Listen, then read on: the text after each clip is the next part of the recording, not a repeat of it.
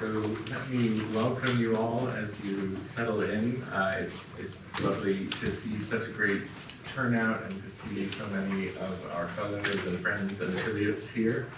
My name is Jonathan Lawrence. I'm director of the Clough Center for the Study of Constitutional Democracy and a professor of political science at Boston College. My 20th year here. And as you know, this year we have been featuring for our annual theme, democratic resilience.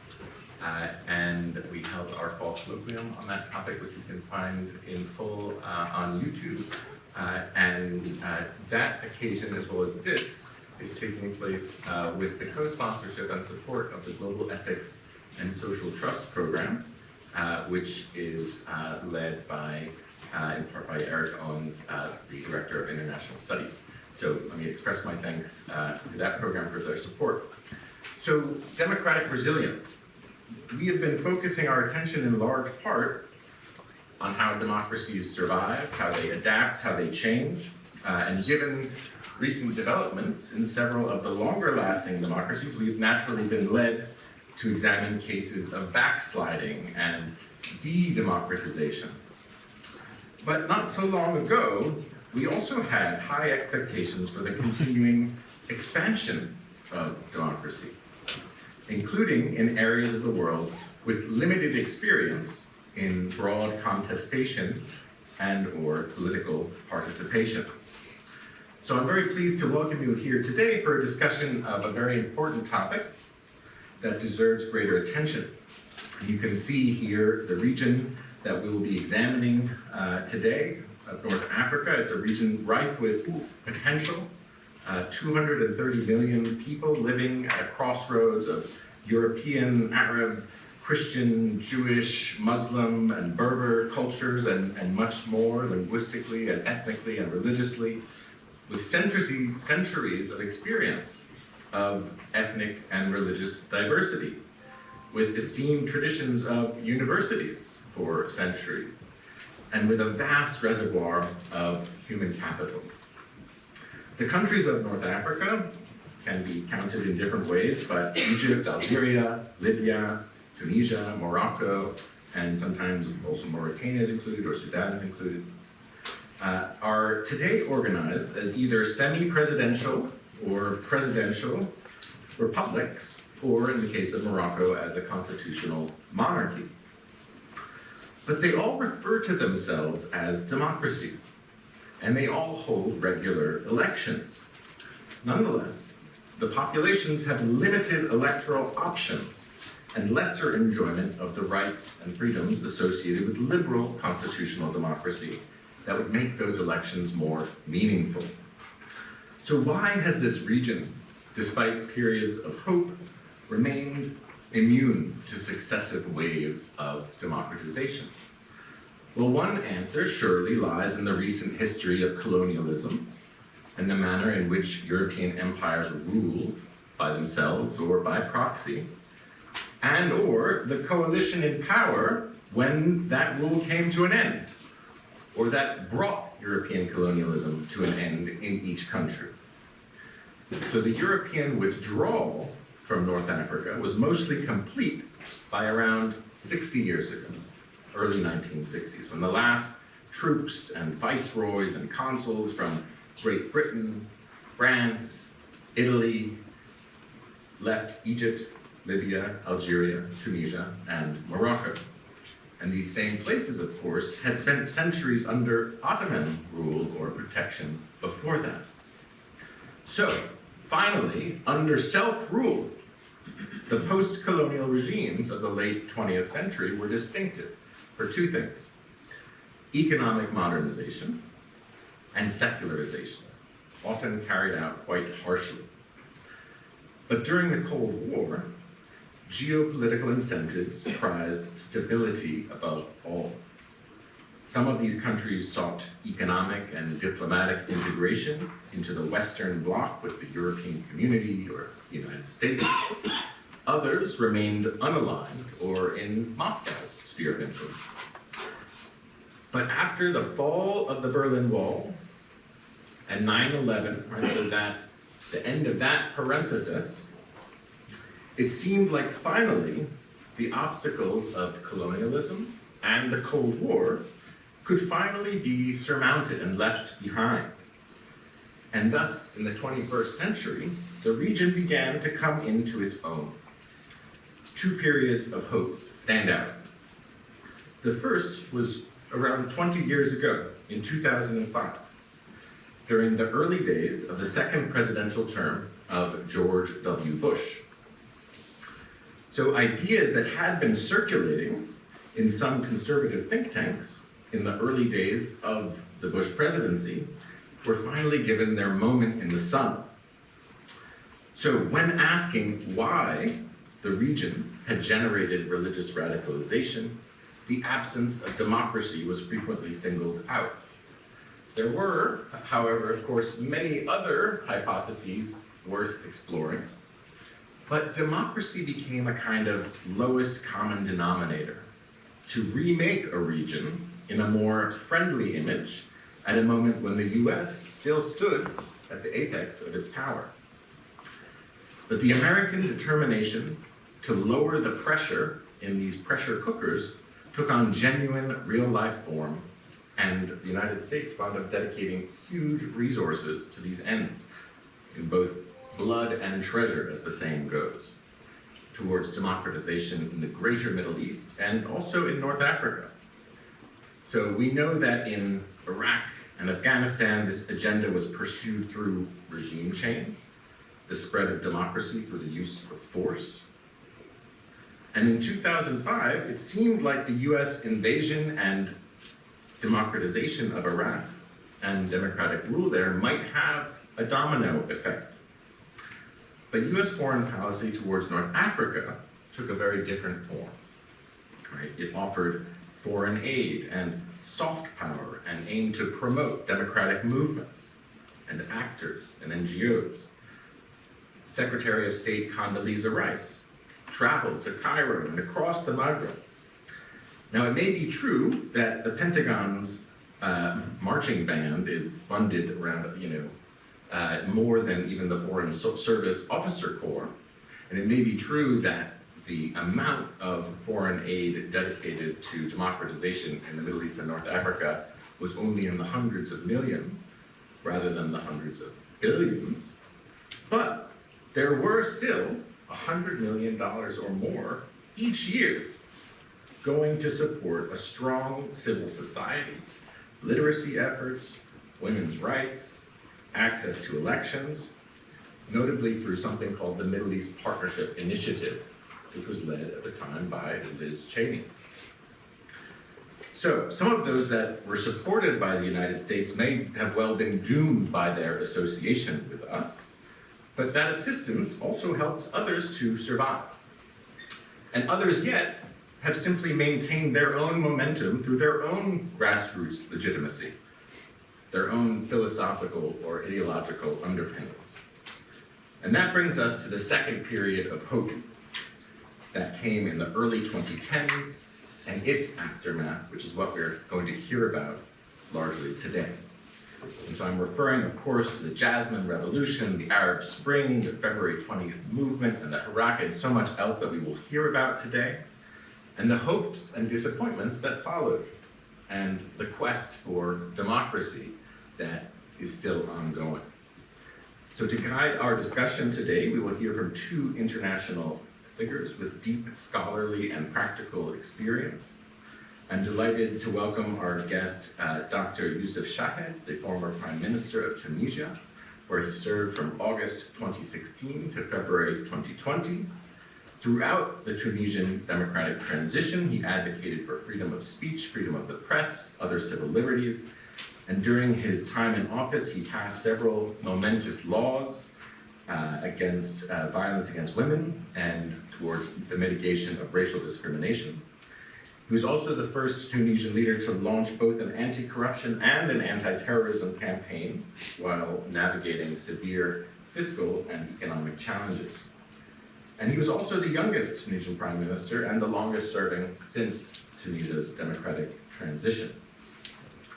Currently, he is a senior fellow with the Clough Center this year, and he's been an active presence focusing on economic and security challenges.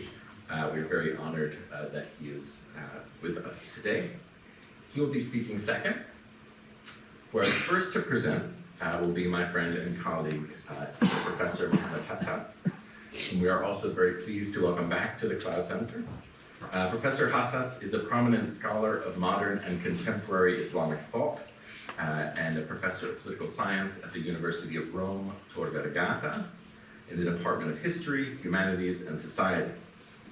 Prior to joining that faculty, he taught at Luis University in Rome, and he has also served as a research fellow at many think tanks and centers around Europe.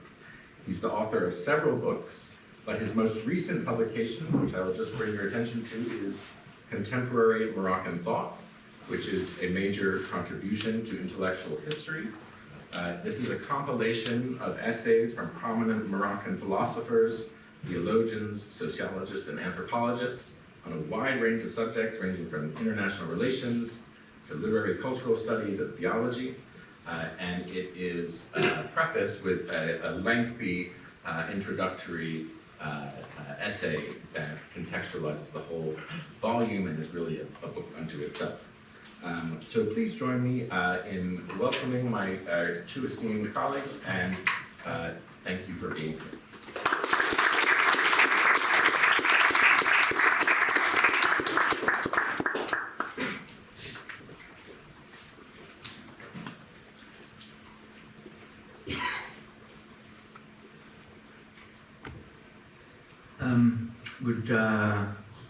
Good evening, right?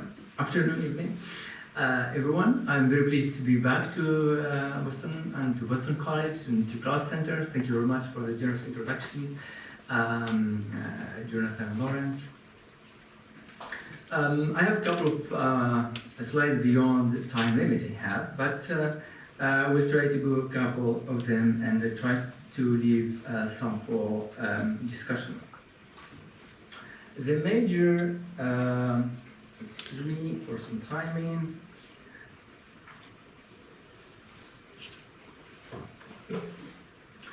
The quest for democracy in the country I'm talking about, and I belong to, insights from political, intellectual, and political dynamics.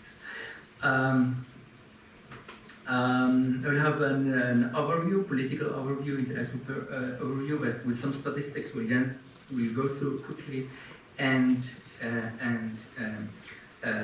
some speculations and assumptions.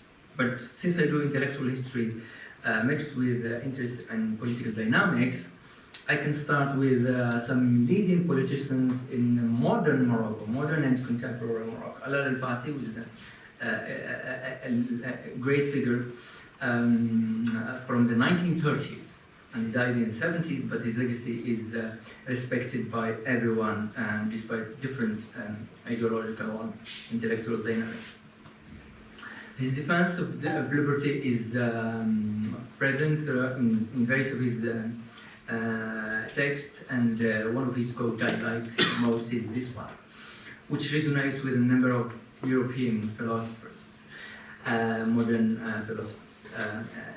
The history of humanity is a history of liberty. Liberty is an essential necessity.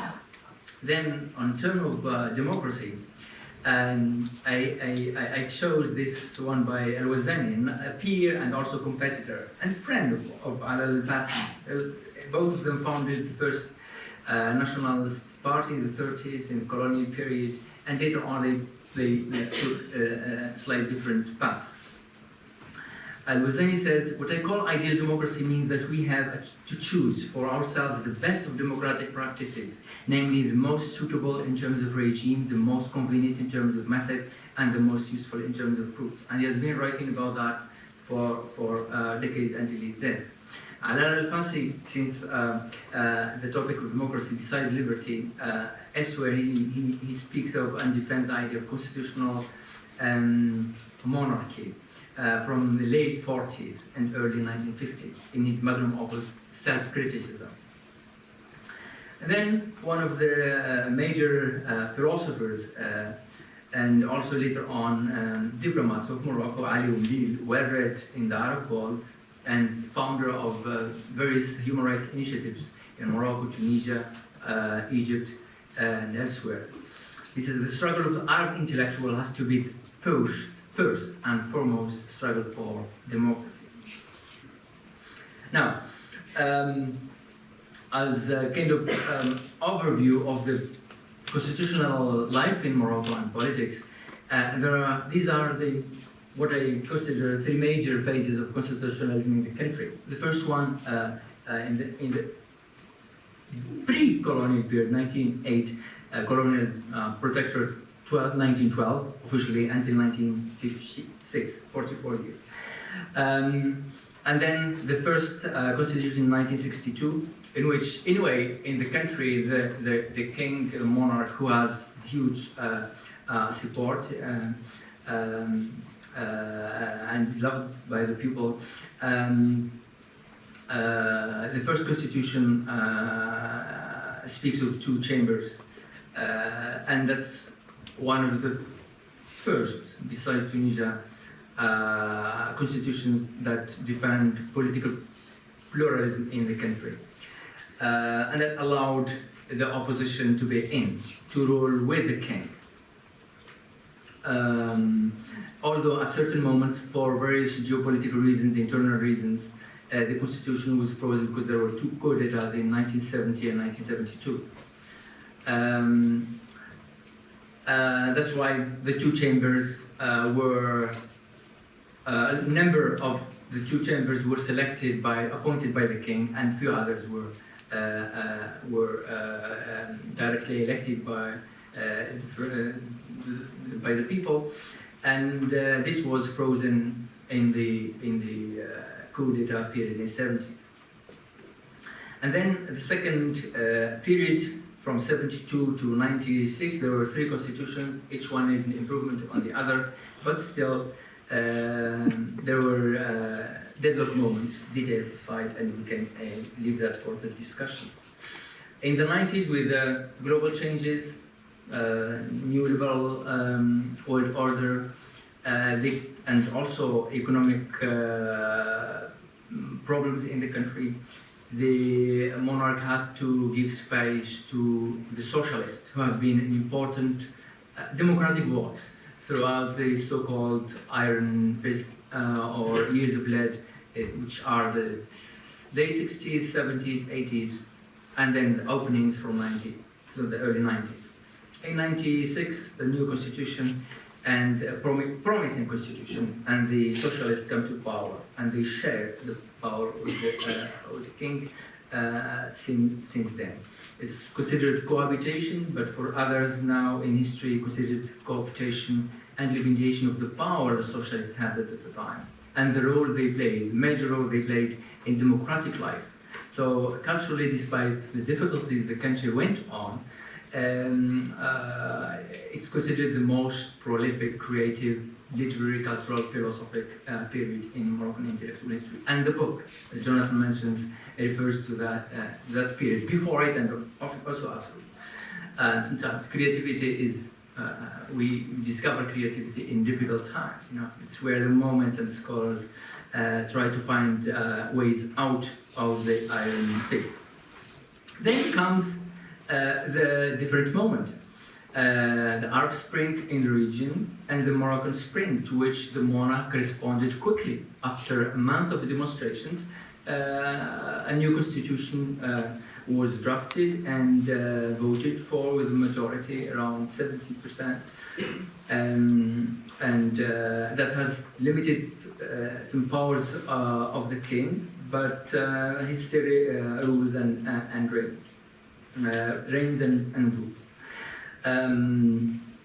These are, in different terms, these are three major democratic moments. Out of these, 6 constitutions are 1962, in which the nationalists came to share power with the monarch, and then 98 constitution was modified in 69, but 98.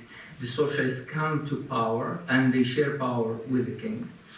And then the third moment of further democratization in the Moroccan Spring 2011, in which not this time not the socialists but the Islamists win and do share power with the king in multi-cohabitation government, and they rule for 10 years, 5 plus 5, two terms, and after. When they first arrived, they won 125 seats, became the first, and then by the 10th year, and they did not deliver socioeconomically, they were punished by the people, and they lost from 125 to 12 seats in parliament. And then, since 21, we have a different government, composed by a number of technocrats. So, and now scholars speak of, commentators speak of backlash, because we have a number of technocrats, and certain ministries are still sovereign ministries, and also there have been recently youth generation demonstrations, gen generation demonstrations against the rise in the basic goods and deterioration of services and educational and health system. And there have been calls to dismiss the current Prime Minister and change and go for early elections. And this goes on so far.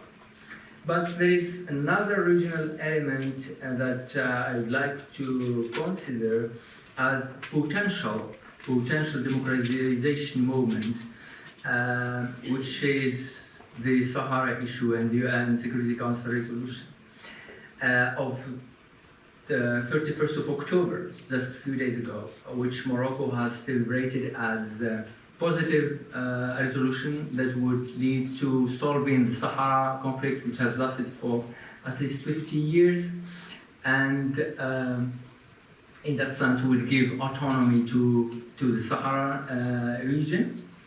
But not only. The debate now, and that will start, is how to do that in the country. Would that require a new constitution so as to expand on regionalism project that has been there since around 2013 and 14? And through that expanded regionalism, the Sahara region would govern autonomously, but under the Moroccan sovereignty. So for many commentators, the critical ones in the country, that's another element that the Moroccans and Morocco should consider and take and seize for further democratization, for accountability, for better representation of different regions, and then further decentralization. That would also encourage further integration in North Africa between the countries, because the Sahara conflict has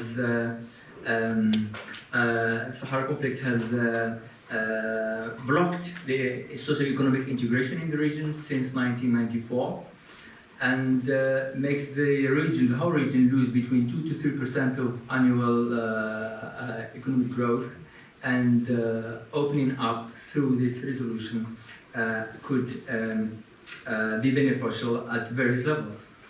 Internal national democratization in Morocco in this case, maybe in the region as well, and economically for all. And these are what I consider 3+1 major democratization movements. The aspirations are there, and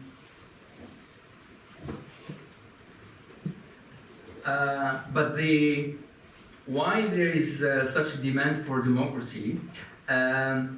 Because Morocco doesn't fare well in international indexes, various international. No, I don't see.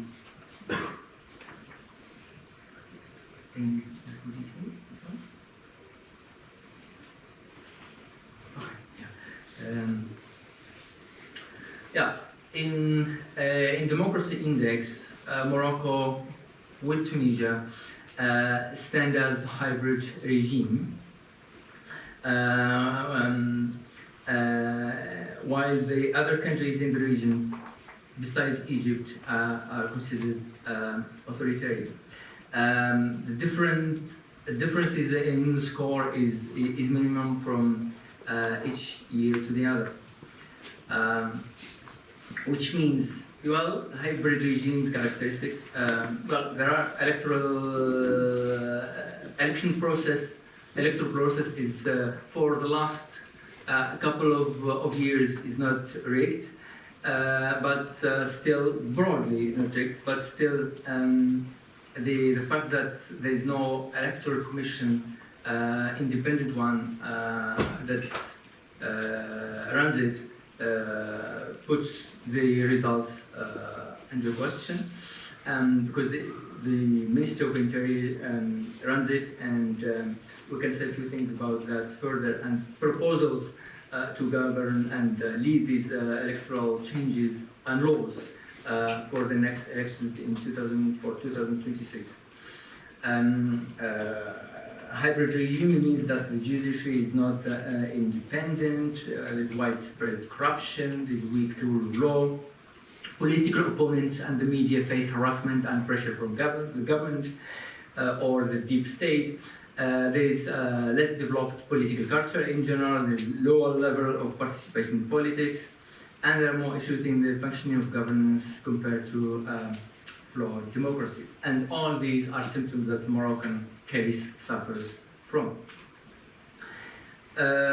Statistically, Freedom House, for example, Morocco ranks 37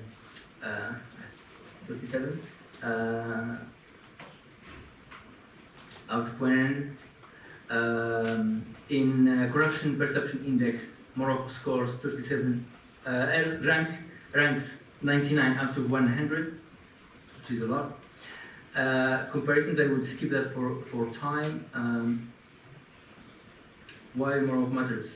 There are huge projects in the country, good satisfaction from the Moroccans on work on certain regions and cities, but at the same time, what's called Deep Morocco still suffers from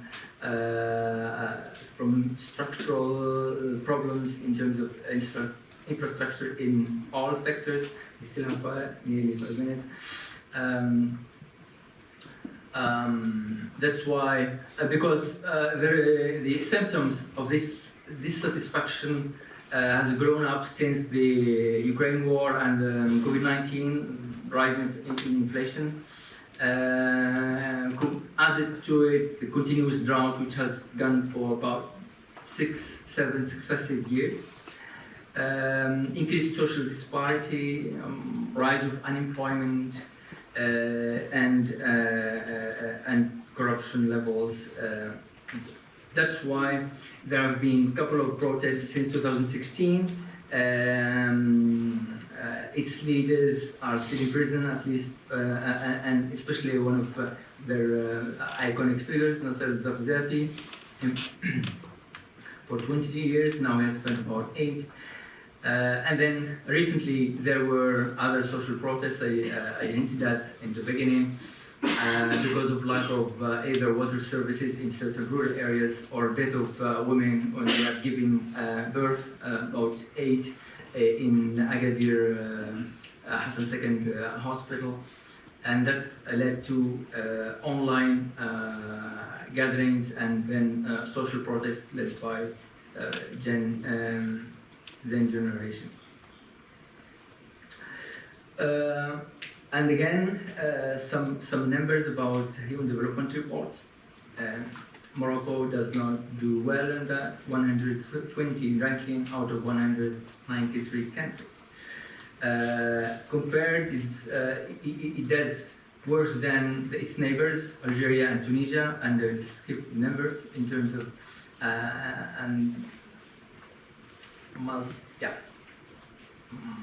aspects of poverty in the country high, and maybe I can mention here or from also national statistics. These international numbers are solidified by also national agencies.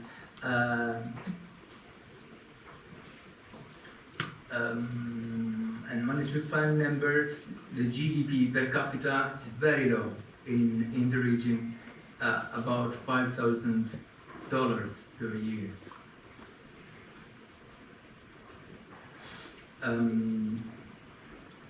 Unemployment rate, 13%. Official numbers are close to that.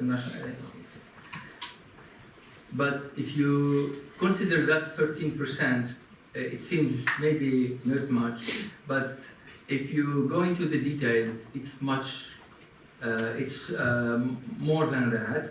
If you consider that those that are employed don't enjoy health care coverage, and the salaries are beyond the less than the average.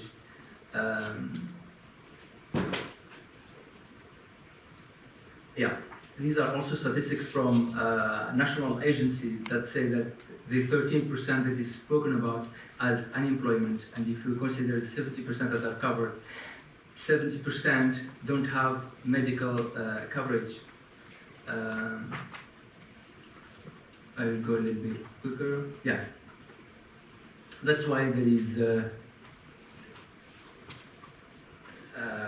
distinction between in current narratives by the king, in recent speech by the king, and also, but before that actually, in Arab Barometer statistics speaks about two Moroccos.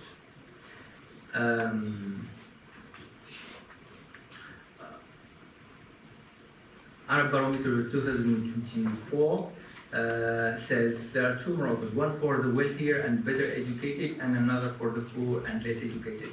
Well, in various speeches, the king also mentions that and leads initiatives on that, but still, things on the ground do not change. That has led to a lot of trust, a lot of mistrust in political institutions in general. These are some of the major results of the Arab Barometer 2025 mentioned earlier. There is trust in the government remains very low. Education and health sectors are among the public services in which Moroccans exhibit the lowest level of satisfaction. Corruption remains a major concern, with government seen as not doing enough to combat it. Immigration is considered a solution by a good portion of Moroccans. Climate change and water scarcity are considered to affect the economy. But maybe the only sector in which Moroccans speak well of their institutions are security and the new infrastructure, but mostly security issues. And I skipped these, yeah. For example, in terms of corruption, 65% say that to get a job you need wasta, you need mediator. And to get legal documents from from public administration, you need a mediator, you need wasta, 63%. Educational system, yes. Only 25% say they are satisfied.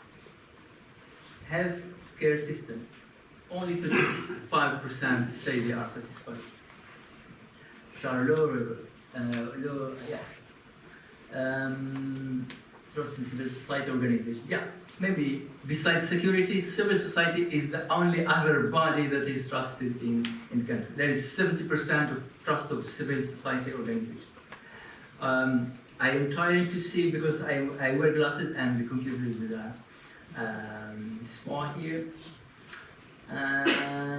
Yeah. Security and order, there is satisfaction. I mentioned that earlier. 80% are satisfied with security in the country. Yeah, maybe the good story to end with, since I started with intellectuals, is that people view that democracy as the way out for change. And that satisfaction goes to 70, as a response, 73%. And then I skipped some details. 1610 say that it is always preferable to any other kind of government, I mean democracy. Fewer than half say the same as in 2020, which means there is an increase. Okay, maybe no need to go for. And this trust of democracy as the way out for change to combat corruption, etc., has increased since 2011. Yeah. I'll run for the last note I want to. Yeah, that's why, because of dissatisfaction on many levels, people respond to migration as a way out for their education, for work, for the future of their kids. And that's a high percentage. For economic reasons in particular, 45%. For education, 18%. Okay, yeah, that's it.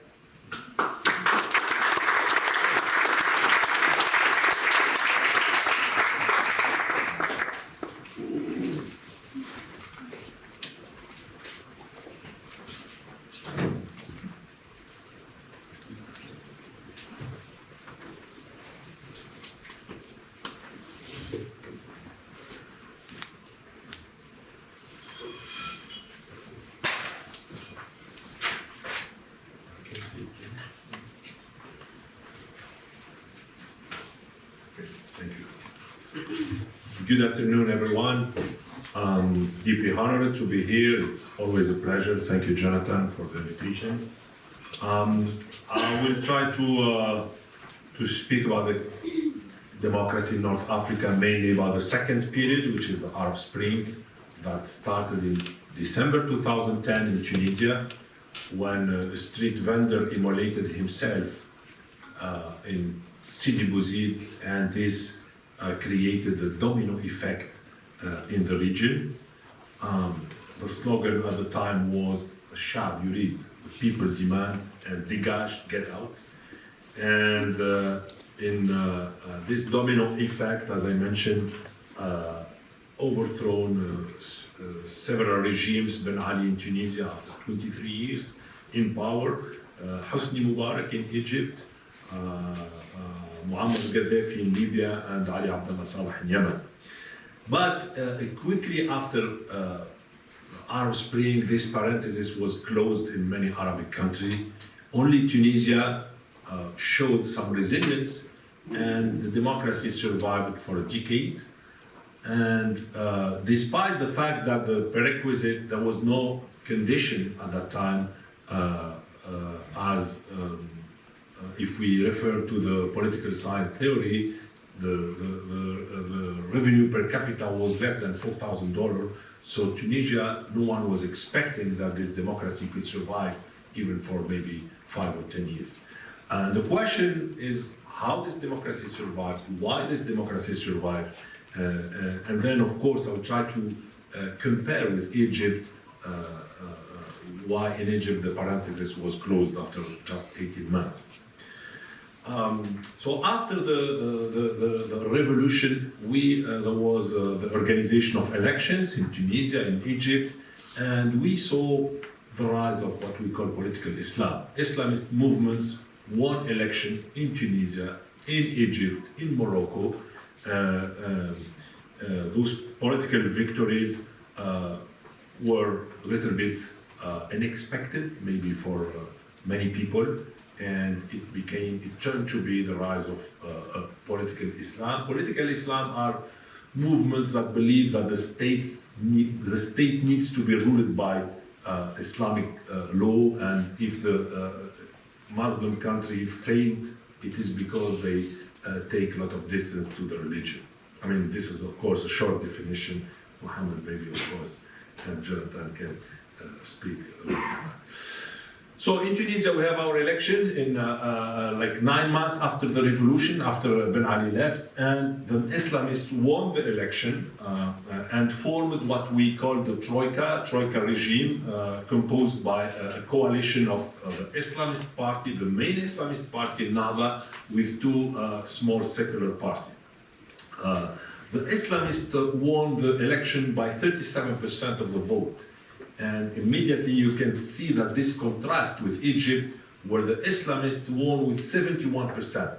So the game is over. In Egypt, with 71%, there was no hope for alternative and no room, and this maybe obliged the security forces to be in confrontation with the Islamists. In Tunisia, the 37% means that there was like 63% of non-Islamist vote, so there was a hope for the future. This Troika period was a very difficult period, as the Islamists were governing the country after 23 years of dictatorship, and this period was showed the laxity in the treatment of the extremist movement. There was a significant rise in the Salafism. We saw a huge departure of jihadists to Syria. Tunisia became one of the most important countries having jihadists in Syria, and this created a big problem for me when I arrived to the government, because I have to manage the return of the foreign fighters from those difficult places. Mosques were widely used to disseminate violent speech. This was very, very difficult time immediately after the revolution. The US embassy was attacked in 2012, and I think 2 or 3 people died. This was 1 week after the US ambassador to Libya was killed in 2012. The same thing, extremist groups, religious extremist groups attacked US embassies. We start to organize the anti-Islamist opposition, mainly a young political party, because the party that ruled Tunisia for 23 years under the Ben Ali regime was dismantled, and so we have to create other parties, young.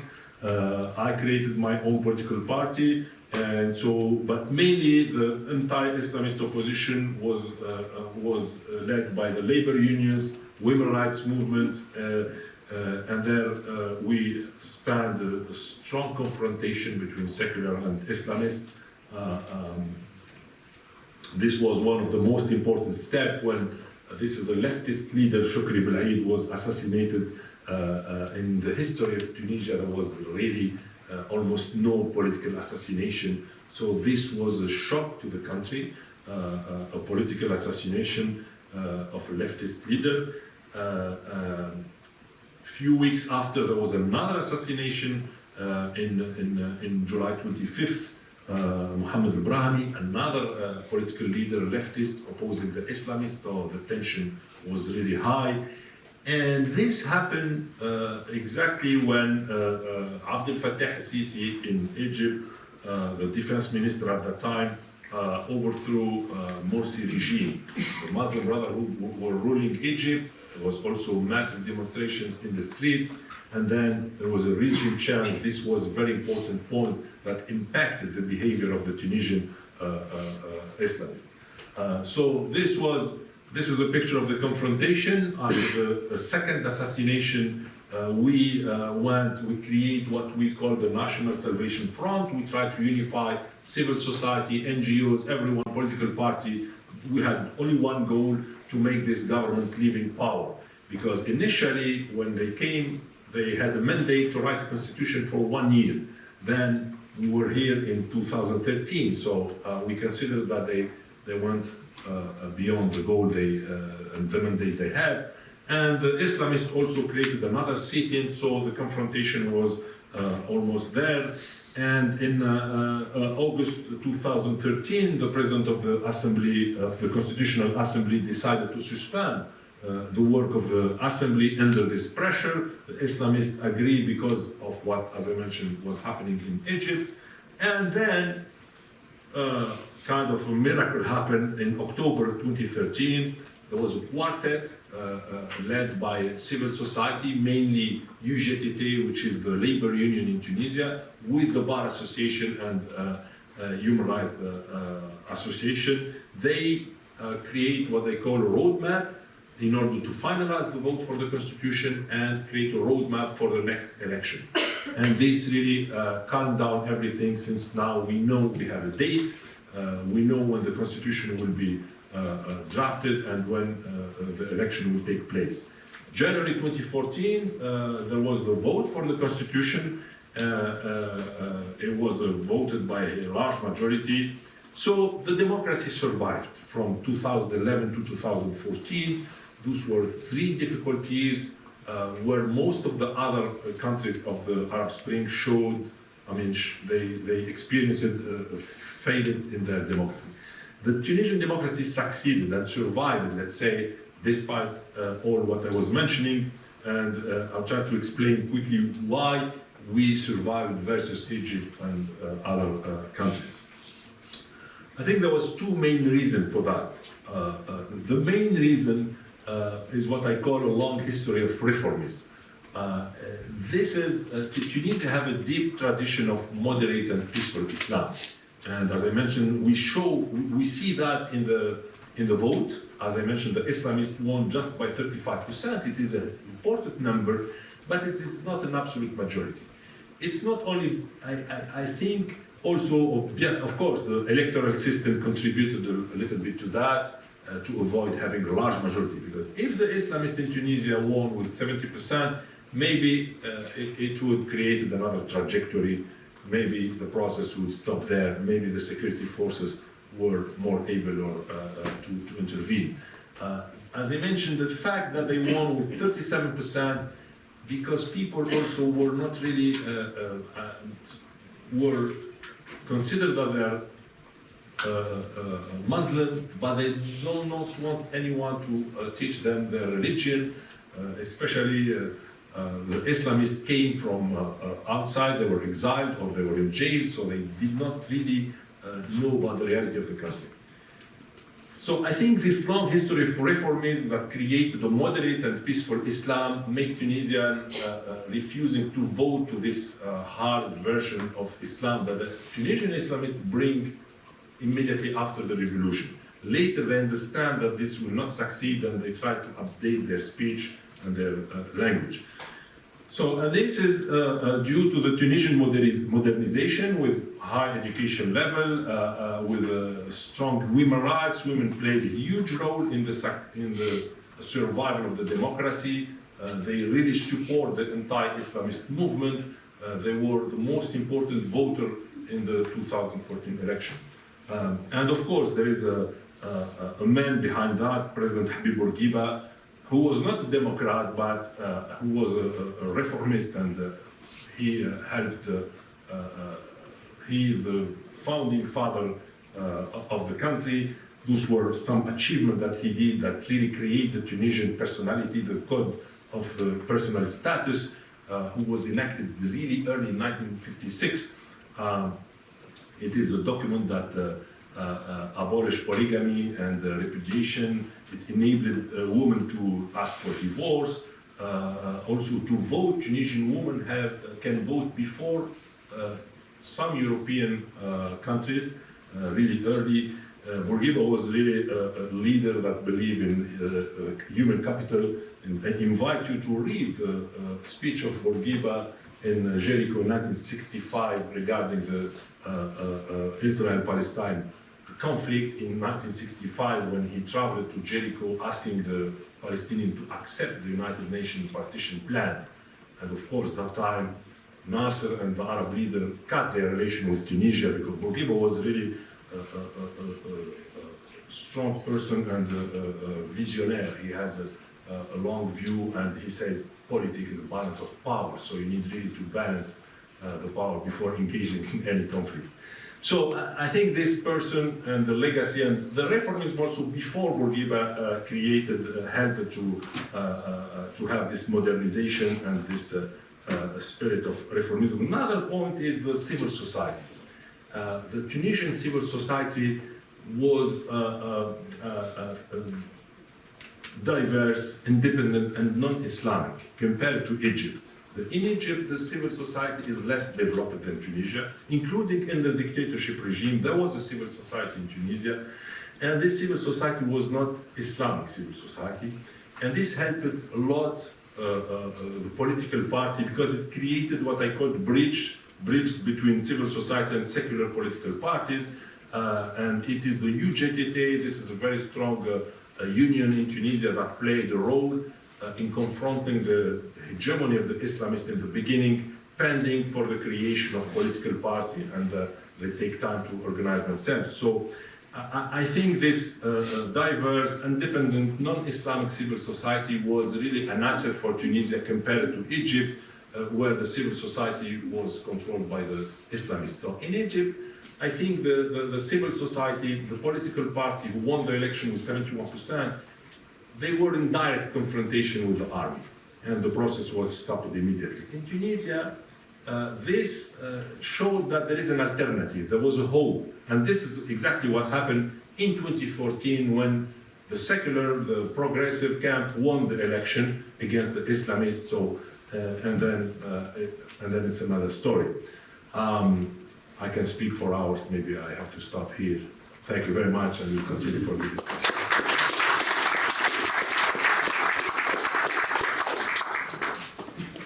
So it's a real treat to hear from both of you. I learned a ton of new information about these recent movements and events, and I know that there must be many of you who have questions, and so I encourage you to think about those while I ask maybe the first question or two. One is, whether or not there is, or how you would define the lasting value of the brief experience of sort of institutional memory, muscle memory from these democratic experiments. There's one way of looking at the decade of the 2010s, which is that, okay, it was a small step forward that subsequently led to these two big steps back. And when we look at the political development of democracy in, say, Western European cases, it was not at all a straight line. There were moments of breakthrough and reaction that only through, sometimes very traumatic events of war wound up being settled.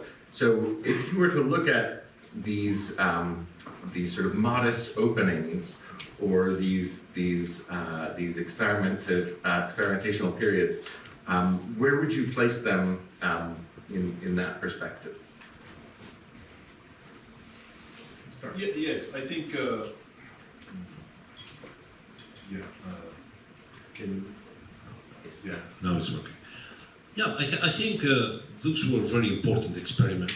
Of course, anyone who came after would like to minimize or reduce the impact, but there was a huge lesson learned in Tunisia, at least from this decade. The question now, and you are asking a very good question, is there any democratic identity? Does the people of the young generation that grew during those 10 years in a freedom of environment, of speech, free speech, etc., would accept any return to an authoritarian regime? And this is the only hope we can have from this generation, that we saw during the decade incredible number of the young generation being involved politically in NGOs, in civil society. Maybe they did it not the right way, but then I think there's something, and maybe now it's too early for this generation to speak, but we continue to see them demonstrating in the streets. They're of course disappointed by the decade, and they feel that of course there was a lot of issues. We were not expecting that. People were expecting much more economic performances and increasing of their quality of life, etc. The transition to democracy is very difficult, and people are not ready for that. And as I mentioned before, I'm not sure that the people that went to the street in 2010 went for a democracy. I'm not sure that they know about democracy. They want there to more for social justice, more for a better redistribution of the wealth, for jobs. And then they were disappointed, and But I think there's something in this generation that was like 10 or 15 years in 2010. They never lived under a dictatorship regime, so maybe they will not accept any situation like that. But of course, we don't need to give them the choice between democracy or failed democracy or an authoritarian regime or an Islamist regime. We have to find a third way or a way to show them that this can succeed. And I believe the Tunisian democracy was not far from succeeding. All the issues that I mentioned, we were not expecting the rise of political Islam, writing a new constitution, opening new debates about are we Muslim, are we secular? This, of course, we lost the momentum, and we were much more focusing on political issue and to find the political balance than on the economy, because at the end, people will try to compare and will try to look to their situation, so they don't feel improvement. And then again, the political class was not prepared for that. So political transition to democracy is very difficult, will not happen overnight, and I think there will be waves of democratic implementation. Maybe we'll have a wave coming soon now. So what do you think, Mohammed? Have we lived through an 1848 moment, or where are we? Yeah. I have two major points to make. First, that political Islam had to come to power to learn and to fail. I think that's one of the major stories that Tunisian experienced in particular, if I can use the word that is the most important experience in the Arab world compared to the Egyptian, and we can go also to the resources, to the genealogy of thinking of the people behind it, and maybe their experience in exile in the UK, while the Muslim Brotherhood have not been exposed to that exposure. So political Islam had to come to power and had to exercise it, to see their own limitations, and then to confront the other parties. We were hoping in the region that the Tunisians can succeed, but I think they cannot be blamed alone, because democracy, yes, it doesn't mean equally welfare state, etc. Democracy needs economic support, needs support of allies. The Europeans, after the Second World War, they got the major support from the United States on all fronts. And also again, Europeans, after the Berlin Wall, they got a major support from the European Union. Tunisia was left alone. And the neighbors, they don't want democracy, but the close neighbors at least, but maybe the far neighbors, but migration and different links makes things not far anymore. They failed in that, and but hopefully in next waves they could be supported without being interventionist, of course. So these are the two major points I can say now. Democracy needs. I was in Tunisia a couple of years ago for the events we organized through Reset Dialogues, and I was with the taxi driver. I was talking, and things were getting so expensive for life standards, and they were protesting about the experience of the democratic 8 years by then. They say, well, what can democracy offer me, to my household, to my kids? So that's why I said economic factors play an important role. Yeah. I think that's a really important point, especially as the focus sort of tends naturally to go towards the cultural, religious explanations, but there are so many of these other elements. I would love to open the conversation to the audience. Please raise your hand and we will give you a microphone. Let me start with the woman in back. Please just introduce yourself, and we may have to hand you a microphone from here, actually. Tina Abdelkader. Oh, welcome. I'm an associate professor at University. So I have a question for Mr. Prime Minister. First of all, the Muslim Brotherhood won by 51%, okay, which explains that it was a real election because 49 as opposed to 51 is, yes, that is democracy. You win by a small margin. So when you say 71%, I 71 if you include the two Islamists. Al-Noor and Noor and the other. Okay. There was two Islamists in Egypt. the Ikhwan. If you add them, Islamist corpus was 71. Okay, and also the length of time that the democracy lasted in Tunisia was mainly because of two reasons. Basically because you didn't have neighbors that were threatened by the existence of an Islamist party in power, right? The State of Israel, Saudi Arabia, the Emirates. That is why that does not reflect a long, long history. In the 1800s, Khairuddin al-Tunsi was very fond of visiting Egypt, and he was very much impressed by the institutions that were created in Egypt politically, and the performing arts, etc. So, we're not in a competition.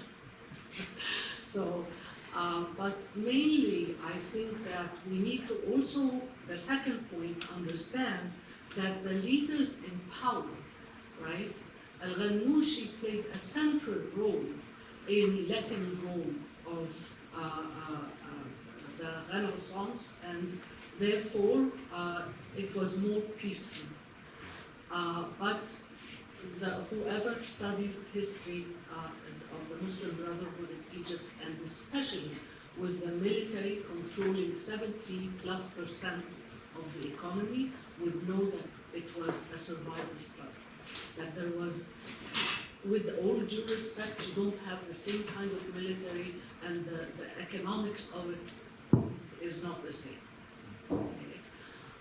Also, as Dr. Mohammed said, basically you have, when a lot of the countries were sprouting into democratic practice all over the world, especially in the Western world, secularism was equated to democracy, and this is a big question. But moving on, also Western democracies were created almost in a vacuum of political competition.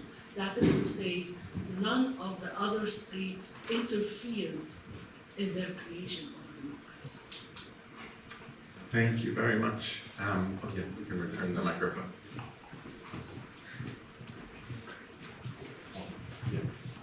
Thank you. In fact, I agree with you. Maybe I have to be more, to give some precision about that. I think those are reasons that explain why democracy survived in Tunisia. This long history of reformism and maybe the civil society. Maybe the reason that I mentioned didn't prevail or exist in Egypt.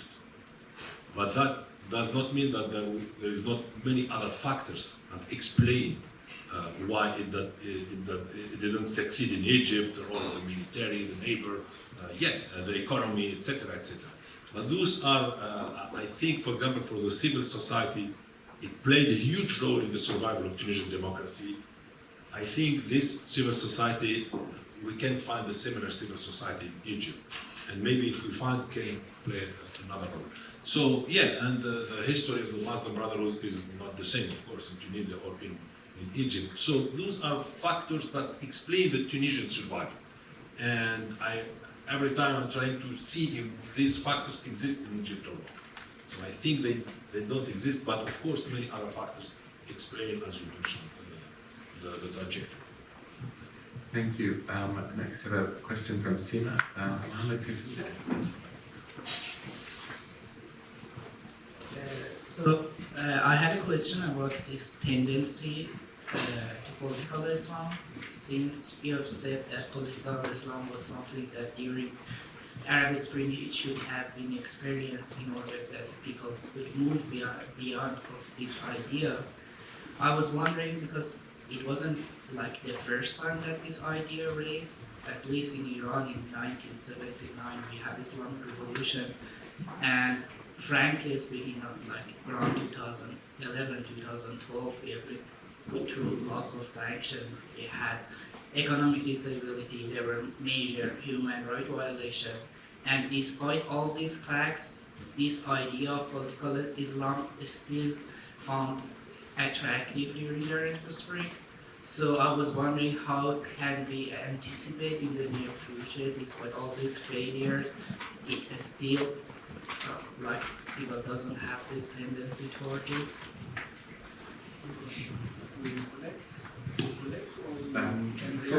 Yeah, good question. Thank you. Societies need their own experiences. Democracy cannot be exported, and democratic practice has to grow local. Maybe major ideas could be trouble, but at the end, each society tries its own. Otherwise, everyone could have democratized at the same time, everyone could have industrialized at the same time, everyone could have created best practices at the same time with first model succeeded. So the fact that there was political Islamic power already in Iran, then in Pakistan, then in Sudan, then in Algeria already in the 80s and 90s, that didn't, why did not other North African countries learn and avoid? Each society has to go through to challenge their own ideas and to make their ideals meet, encounter reality and its challenges. That's what the end politics is about, is how to test how far certain ideals could be realized. That's why, certain ideas, the point is the same. Democracy cannot be exported, even if your neighbor fails and etc. You can learn at certain moments, but at the same time, we cannot expect that society should, emulate. If I would just add, I'd be interested to hear from the Prime Minister on this topic of political Islam. Since you had this experience directly with proponents of a political party of that formation, what do you think would satiate or satisfy the leaders of that party in terms of religiosity? Is this really just a matter of whether they have a majority or not? Or is there something else at work here other than just the numbers? What would be enough even for a majority? Yeah, I think it's a very difficult question. First, as I mentioned, the political Islam movement, either you identify yourself within this movement or not, explain the situation of the Islamic countries by the fact that they lost their religion compared to centuries before, where there was prosperity in the Islamic civilization, etc. So, in Tunisia, for example, the Islamists, immediately after the revolution, the speech was very hard. They came from exile and they left the jails. The speech was very hard. They were claiming a very type of Islam that we were not used with. And the first speeches of the Islamists in Tunisia, they were speaking about the sixth caliphate. They will instaurate the sixth caliphate. Women are complementary to men. They were fighting for to put the Sharia in the constitution. This was in the beginning, 2011, 2012. They came with this idea similar to the Muslim Brotherhood. The difference that they adapt, when they see that there is a resistance, that there is civil society, that women are refusing that people are not voting for them with a huge majority, they change their speech. For how long? Is it a tactical change or is it a real change? I don't know. But then the democracy played a huge role in Tunisia in showing to the Tunisians that the Islamists are really using the religion, and the vote showed that, as we discussed it. In 2011, there was 1.5 million Tunisians voting for the Islamists. In 2014 election, 1 million voted for them. In 2019, just 500,000. Because Tunisians saw that those are like other political people. They can be corrupted, they can be, they don't know how to run the country, they have bad economic results. So the democracy played an important role to show, because usually Islamists live with this victimization from authoritarian regime. And this give them sympathy and give them, they play on this victimization. I think the democratic period in Tunisia prevented them from that, and people see that they are here for power, and they want to exert power. This experience in Tunisia was very good for that, and the Islamists now has their maybe a normal level in the society. If we organize a vote today, of course we're not in these conditions, but there I think democracy played, we had developed a good experience with political Islam, trying to contain the most, the element who wanted to play the democratic game, and living in the corner, the most extremist one. And by making this, what was called cohabitation, the goal was that we divided the most extremist of them, and the Islamists were divided. Either you accept to play the democratic game, either you are outside the system, and the state will confront you.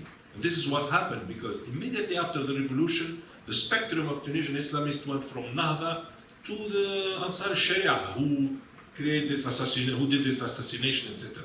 After 2 years, the Islamists started to understand that they cannot continue like that, because, as I mentioned, those extremists and Salafists were electoral reservoir for them. They used them, etc. But you cannot do this in a democratic state. So I think the idea of President Beji at the time to contain the Islamists was to create this divide and bring the most elements that are, let's say, that are not extremists, and leave the other outside. Thank you. It's a fascinating answer. I have a question from Hamza in the second row. Please introduce yourself. Thank you so much. Hamza Haddad. I'm an adjunct fellow at the Center for New American Security. To move the conversation away from Islamism, I have a question, especially for someone like yourself, Mr. Prime Minister, that worked hard on democratization in your own country. There's something that we've been noticing in the last few years here, a huge campaign coming from the Gulf, particularly the United Arab Emirates, Saudi Arabia, that we don't necessarily need democracy in the Middle East. Look at us. We're implementing liberal policies. Women can drive. They don't have to wear the hijab. And we don't need the democracy. That's not for us. Obviously, that makes the Israelis happy because they can make their claim that they're the only democracy in the Middle East, which we know is not true. Iraq's having their 7th elections next week. But what do you say to that? How do you counter that, this movement that we don't need democracy and liberalism is all we need? Thank you. Thank you. Yeah. I don't think that Tunisian experience, we hear a lot about that, but I don't think that the Tunisian experience failed because UAE or Saudi Arabia. But you have many in the Tunisian political sphere that claim that this is the reason. I don't think that. The Tunisian experience failed because of the Tunisian political actors. It's easy to say that it's because of UAE, even if I don't. Then each country is different. They develop their own model of governance. And by the way, if you go to the Arab street today and ask them what is the preferred type of governance, I'm sure they will like a person like Putin or like, I don't know, rather than a person like Macron, or, you know. So people are looking more for the strong leader that can fix the economy, rather than the type of regime. And UAE or Saudi Arabia are showing good performances in that, in addressing people's needs, in being, and the social contract there is totally different. And I am against this idea of exporting democracy to Tunisia, that it will spread to other region, to the rest of the region. But then, of course, many countries were, if democracy will bring the Islamists to power, of course, many countries were afraid of, including Tunisia themselves. And today in Tunisia, people are really against Islamists. But there is a form of hypocrisy, they support Hamas. This is Arab hypocrisy, we have a lot of. Hamas is also political Islam organization. So how you are against your Islamist and so it's a very difficult topic. That's why I think each country is different. I respect other countries that can follow other type of regime. Morocco is having its own path to democratization. Maybe some will see it very slow.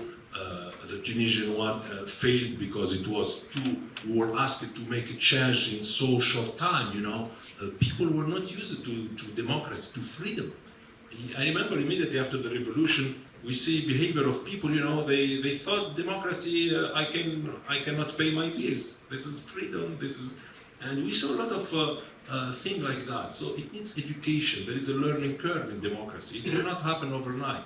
It needs content. It's not just voting on Sunday. We see that in Iraq.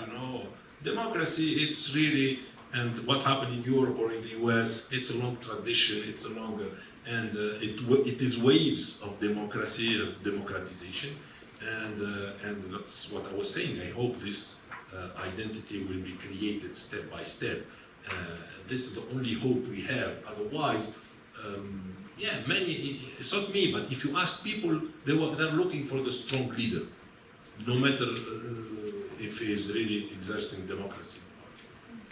Very interesting. Professor Hashas, how would you answer that question? Maybe quickly I would say in the countries that have experienced the arrival of political Islamic parties, the moderate ones, because there are within these political Islam, the ones that have not got into the play and they stayed in the opposition. In the case of Morocco, there is one movement that is non-violent, rooted in society, has its followers, Islam, justice and development,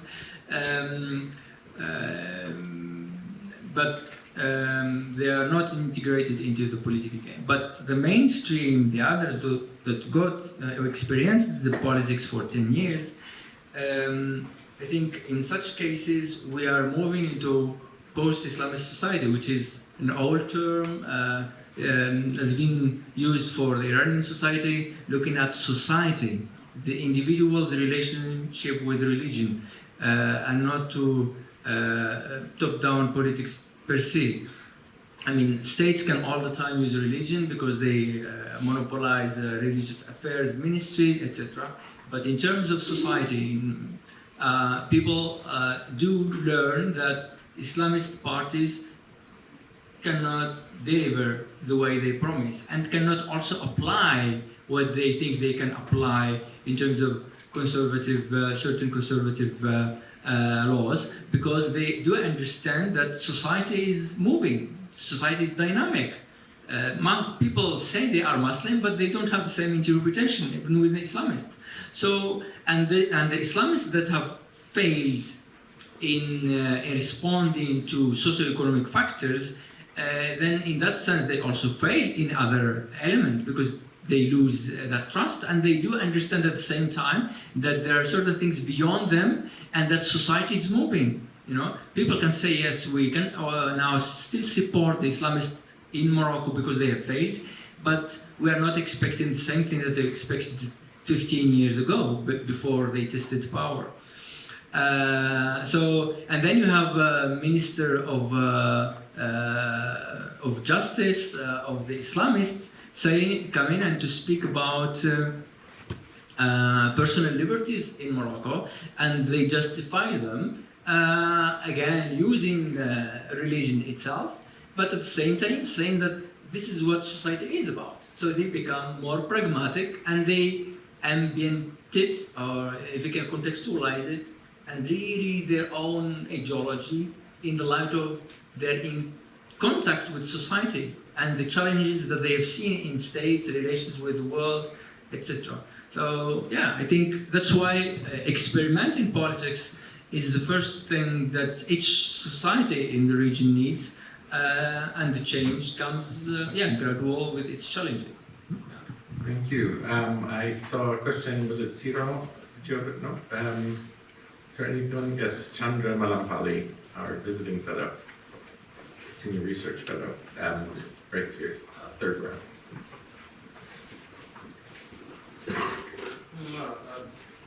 Thank you so much. I think my question probably has more to do with Egypt than with Morocco or Tunisia.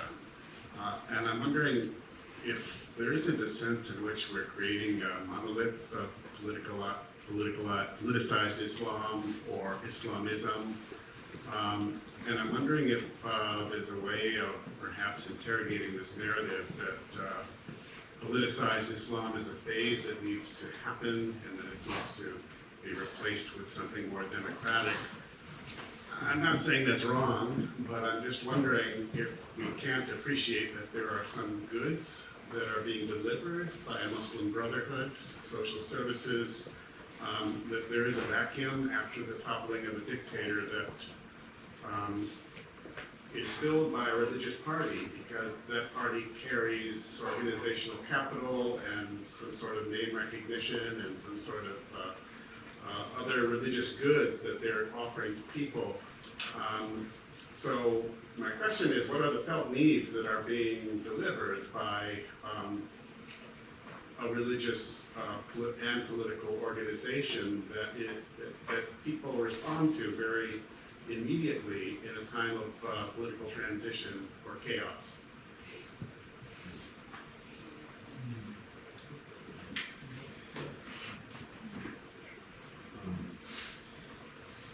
Yeah, it's a difficult question.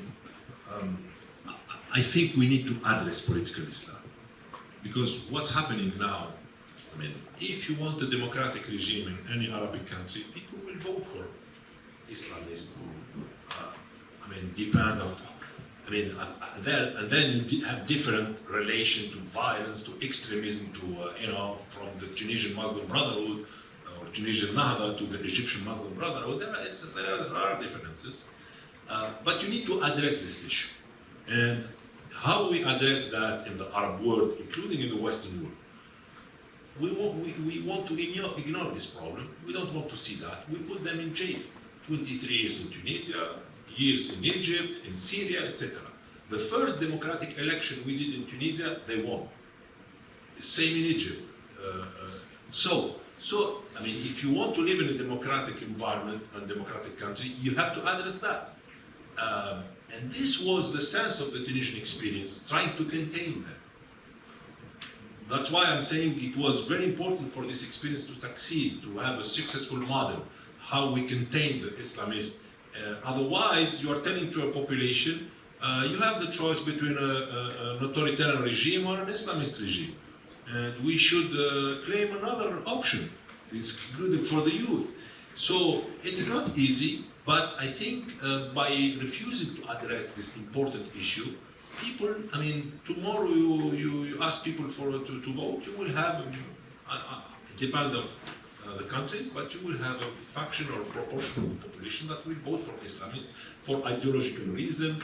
For, the Islamists in Tunisia used to say that we are the party of God.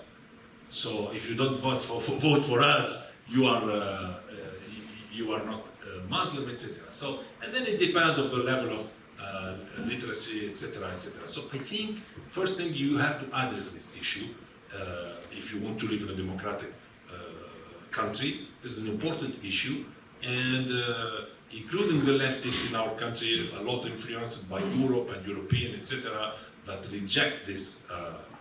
I am anti-Islamist and I fight them, but I believe that we need to find a balance, we need to find a deal, because those are finally the Tunisian. They are not including the one who wants to Syria to fight, So it's a difficult issue, and anytime you want, and it became something that the authoritarian regime used to explain to their population that democracy will bring you the Islamists. If you go now to the street in Tunisia, you ask them, they will say, democracy is bringing Islamists and the US is behind that, So quickly we have those shortcuts, etc. So I agree with you, we don't have many experiences. I believe the Tunisian experience of containing them, we try to, the President Beji used to have a picture saying we we need to have the steering wheel in our hands and the Islamists in the backseat. This was the picture that he gave to show that we should include them, give them some space, but then, you know, step by step. And the Tunisian experience was not far to succeed showing this model, but for many other reasons it failed. Yeah, we can ask generally, but maybe it applies to Egypt, I would understand, following it from outside. Delivery and major goods, yeah, I think the inflation has been on the rise in all these countries in the region, not the Gulf countries, I mean, the others, for the last 20 years, but then for the last 5 years, even worse.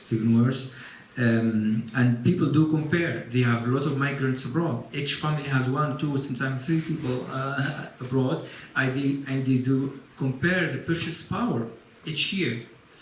And they see the inflation in the country. And then there's a privatization sector, gradual privatization in the health system, that even businessmen not belonging to the health system can come and invest in the sector, for example. These are gradual, not visible, but elements in the case of Morocco. Or deterioration of services and investment in the educational sector, and people do have to spend in public school. People have to teach their kids in the private sector, and that's so heavy on and it's very expensive. And that exhausts, and the health sector weak, and people also in the health sector, although they pay the taxes, they have to go to the private, etc. And these are very felt issues in these countries, and in the case of Morocco, in my case. Where there is still a fight in which the Islamists will use the religious label is the family law. Maybe it's the last battalion, and even that, even there, it's not easy. The details of which are intricate, but there is a proposal to change family law now in Morocco, including the issues on inheritance law, and the debate is tense. There is a commission, it prepared the proposal. It was part of its resolutions were discussed in the public like 2-3 months ago. And Moroccans have been doing like jokes about it, and that there is nothing like it. It's kind of, it wants to show that it is kind of liberal, but at the same time it wants to show that it is Islamic. So it tries to, its hybridity spoils spoils the game, and now it is in the hand of the monarch, and we'll see where it leads. It has to do about law, about inheritance, whether there could be kind of choice, how do parents can find ways legally to avoid the classical Orthodox Sharia division, which for many has to be overcome, etc. So yeah, maybe I don't know if that responds, but from a religious perspective, the Islamists have only this battalion, but apart from that, they shared ground with the other parties. Nothing different in the health sector, education, housing, etc. Thank you. Yeah, I mean, it's a great question, and these were, excellent answers. I think there's also, in these sort of if you have low trust in state institutions, there's a natural role for religious networks to fulfill some of that role in creating trustworthy networks. There's also, as you mentioned, in some contexts, service of provision. But I think it's very, very hard to generalize across these national cases. That was what was so nice about drilling down on the Moroccan and Tunisian cases. But if one were to sort of seek some generality of this post-colonial period, the secularization went very far, and even if you prefer a less adorned public sphere or whatever, there's no question that it became very repressive, and that basic religious freedom, even for the majority religion, didn't really exist. And so in my mind, there's a kind of correction that's still taking place, and we can see that in different societies that go through these processes, where it can't be at one extreme or the other, but clearly it went maybe too far in some unnatural way towards secularization that has to be dialed back, and determining the procedures for that and the extent and the areas which are sort of subject to religious influence versus those which are not is the entire dispute of democratic life. And so in that sense, I think we have the elements for a very lively democratic future. And the trick is finding the institutions that everyone can trust, so that their own rights are preserved, right? And that goes for all of these different groups, many of which have suffered at the hands of state authorities, a lot. But I want to just draw this conversation to a close by thanking our speakers once again, who have really delivered excellent and informative speeches and responses. And I hope you'll join us for a small reception, but please join me first in thanking them for their